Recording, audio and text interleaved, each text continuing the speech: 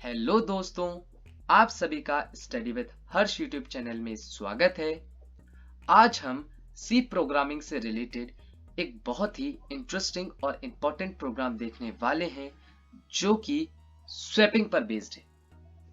तो हमारा प्रोग्राम है swapping in C programming by using 3 variables. मतलब हम 2 वेरिएबल्स की वैल्यू को स्वैप करेंगे बाय यूजिंग 3 वेरिएबल्स। बहुत ही इंटरेस्टिंग और मजेदार प्रोग्राम होने वाला है, तो पूरा लेक्चर एंड तक जरूर देखना, पूरा प्रोग्राम एंड तक जरूर देखना। और अगर अच्छा लगता है तो स्टडी विद हर्ष को लाइक, सब्सक्राइब और शेयर करना बिल्कुल मत भूलना। चलिए शुरू करते हैं। तो जैसा कि कंसेप्ट आ रहा है स्वैपिंग, जैसे मैंने आपको बताया स्वैपिंग। अब मैं आपको थोड़ा सा यहाँ बता दूं कैसी होगी स्वैपिंग, क्या हम करेंगे। पहला, जब तक हमें बेसिक नहीं पता होगा तो हम प्रोग्राम नहीं बना पाएंगे। तो हमको सबसे पहले पता होना चाहिए what is the concept of our programming. तो सबसे पहले मैं आपको बता दूं स्वैपिंग का कंसेप्ट क्या होता है इन सी प्रोग्रामिंग। देखो, मैं मानता हूं, मैंने लेट किया हूं ना, एक एग्जाम्पल ले रहे हैं हम।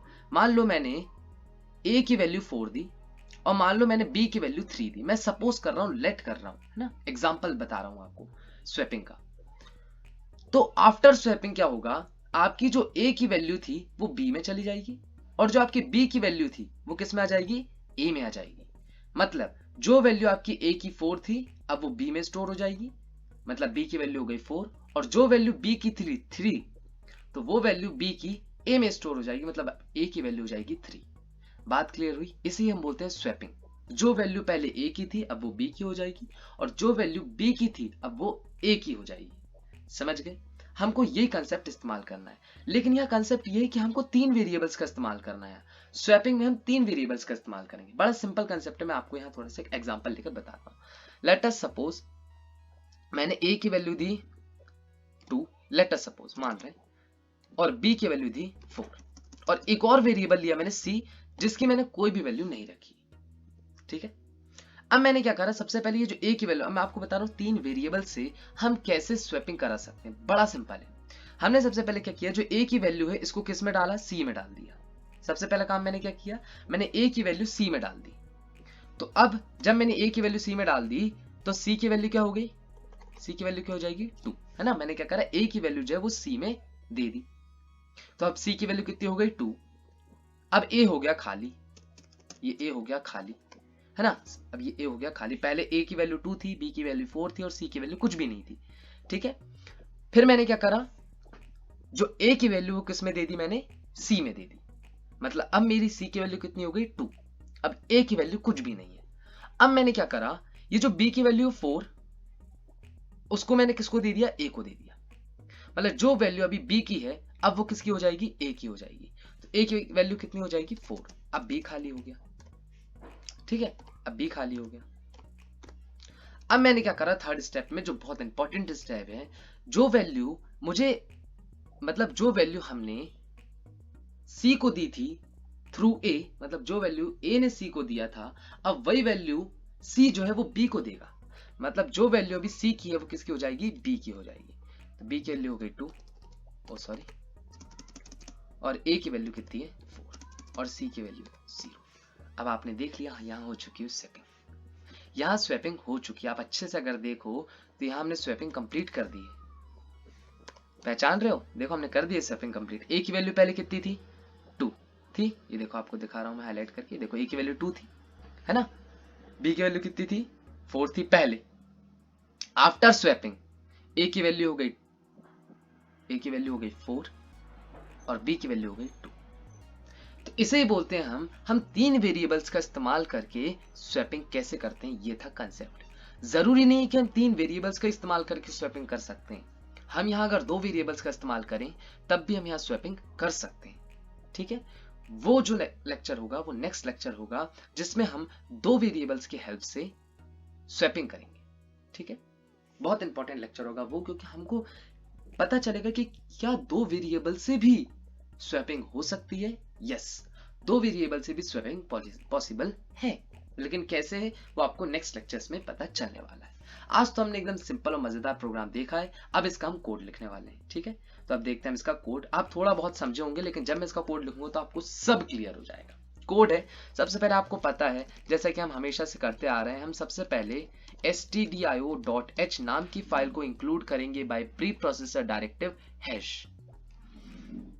क्लियर। उसके बाद हम हमारे प्रोग्राम की स्टार्टिंग करेंगे बाय मेन फंक्शन, और जिसका रिटर्न टाइप होगा void।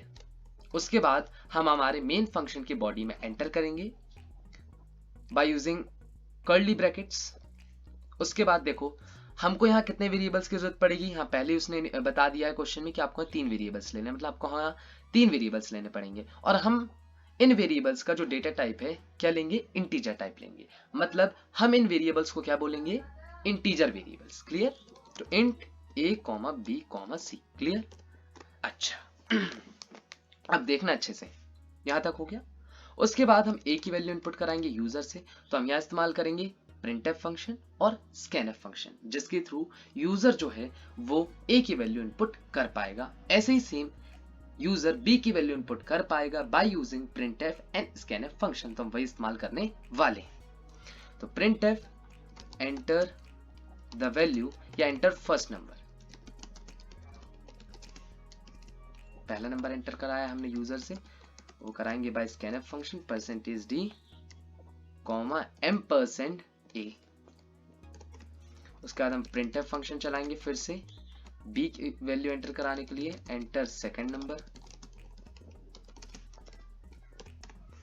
फिर चलाएंगे हम scanf फंक्शन, जिसके थ्रू यूजर जो है वो b की वैल्यू इनपुट कर पाएगा, %b। यहां तक क्लियर हो गया। अब उसके बाद जैसा हमने अभी स्टेप्स सीखी हैं सेम टू सेम वैसे ही हमें लिखना है। अब इसको लिखेंगे कैसे, बाय यूजिंग असाइनमेंट ऑपरेटर। आपको पता है इक्वल्स टू एक असाइनमेंट ऑपरेटर, ये क्या है, एक असाइनमेंट ऑपरेटर है। ठीक है। अगर आपको सी प्रोग्रामिंग से रिलेटेड डीप में इंफॉर्मेशन जाननी है तो आप मुझे कमेंट में लिख सकते हैं, मैं आपको सारे लेक्चर्स प्रोवाइड कर दूंगा। अब तो हम क्या करने वाले हैं, बहुत इंपॉर्टेंट है, अच्छे से देखना। हम सबसे पहले क्या करे थे, हमने जो एक वेरिएबल लिया था सी वेरिएबल, उसमें हमने a की वैल्यू स्टोर कराई थी। मतलब हमने a की वैल्यू किसको दी थी, c को दी थी। तो c इक्वल टू में a लिख सकता हूं क्या, बात समझ रहे हो। असाइनमेंट ऑपरेटर में जो राइट हैंड साइड लिखा रहता है, आप सुन लो, बहुत इंपॉर्टेंट है ये भी। असाइनमेंट ऑपरेटर में जो राइट हैंड साइड लिखा होता है वो होती है वैल्यू, और जो लेफ्ट हैंड साइड लिखा रहता है वो होता है वेरिएबल। मतलब आप क्या कर रहे हो, इस वेरिएबल में ये वैल्यू असाइन कर रहे हो, समझ गए। मतलब a की जो वैल्यू आप वो c में असाइन कर रहे हो, इसका मतलब यह है, इसलिए इक्वल्स टू को असाइनमेंट ऑपरेटर बोला जाता है। उसके बाद हमने क्या किया था, हमने b की वैल्यू किस में दी थी, a में दी थी। मतलब हमने b की वैल्यू किस में दी थी, a में दी थी। मतलब जो वैल्यू b की होगी वो किस में असाइन हो जाएगी, a में हो जाएगी। उसके बाद हमने क्या किया था, जो वैल्यू c की थी वो हमने किस में दी थी, b में दी थी।